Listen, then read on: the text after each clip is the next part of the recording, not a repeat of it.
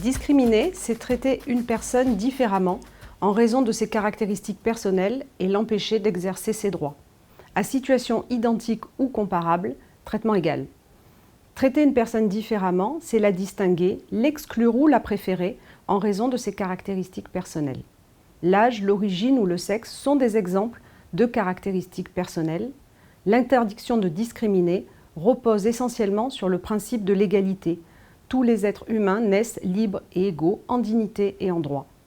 Le principe de l'égalité de traitement représente à la fois l'élément central de la notion idéale de justice et le socle d'un État de droit démocratique.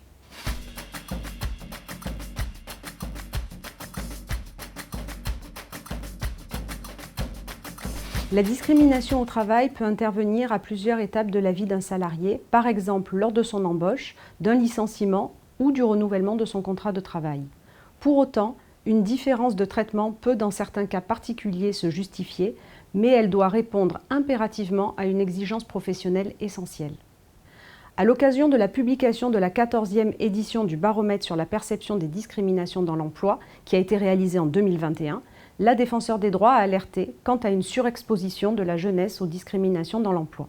En 2021, près de 90% des jeunes âgés de 18 à 34 ans en France déclarent avoir déjà vécu une situation de dévalorisation au cours de leur vie professionnelle. Plus d'un jeune sur 3 rapporte avoir déjà vécu une situation de discrimination ou de harcèlement discriminatoire dans le cadre de sa recherche d'emploi ou de sa carrière. Cependant, plus de 4 jeunes sur 10 n'ont rien dit à la suite des faits et principalement des femmes.